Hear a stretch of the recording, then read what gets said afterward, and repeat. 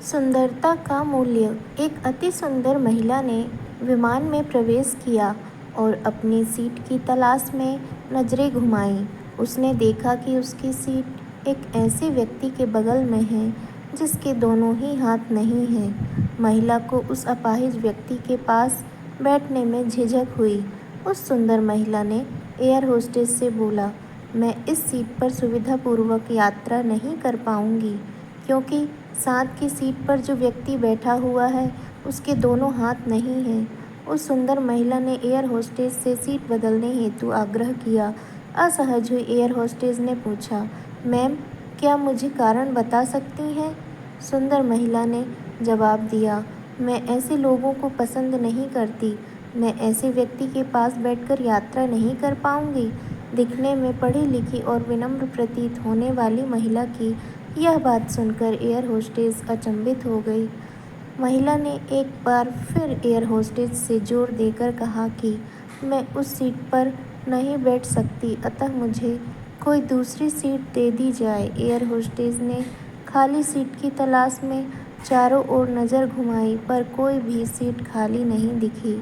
Air hostess ने महिला से कहा कि मैडम, इस इकोनॉमी क्लास में कोई सीट खाली नहीं है, किंतु यात्रियों की सुविधा का ध्यान रखना हमारा दायित्व है, अतः मैं विमान के कप्तान से बात करती हूँ।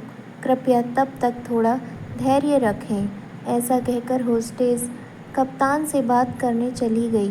कुछ समय बाद लौटने के बाद उसने महिला को बताया, मैडम, आपको जो असुविधा हुई उसके लिए बहुत खेद है। इस पूरे विमान में केवल एक सीट खाली है और वह प्रथम श्रेणी में है।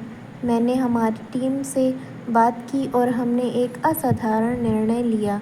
एक यात्री को इकोनॉमी क्लास से प्रथम श्रेणी में भेजने का कार्य हमारी कंपनी के इतिहास में पहली बार हो रहा है। सुंदर महिला अत्यंत प्रसन्न हो गई, किंतु इसके पहले कि वह अपनी प्रतिक्रिया व्यक्त करती और एक शब्द भी बोल पाती, एयर होस्टेस उस अपाहिज और दोनों हाथ विहीन व्यक्ति की ओर बढ़ गई और विनम्रतापूर्वक उनसे पूछा, सर, क्या आप प्रथम श्रेणी में जा सकेंगे? क्योंकि हम नहीं चाहते कि आप एक अशिष्ट यात्री के साथ यात्रा करके परेशान हों। यह बात सुनकर सभी यात्रियों ने ताली बजाकर इस निर्णय का स्वागत किया। वह अति सुंदर दिखने वाली महिला तो अब शर्म से नजरें ही नहीं उठा पा रही थी। तब उस अपाहिज व्यक्ति ने खड़े होकर कहा, मैं एक भूतपूर्व सैनिक हूँ और मैंने एक ऑपरेशन के दौरान कश्मीर सीमा पर हुए बम विस्फोट में अपने दोनों हाथ खोए थे। सबसे पहले जब मैंने इन देवी जी की चर्चा सुनी तब मैं सोच रहा था कि मैंने भी किन लोगों का सुरक्षा के लिए अपनी जान जोखिम में डाली और अपने हाथ खोए।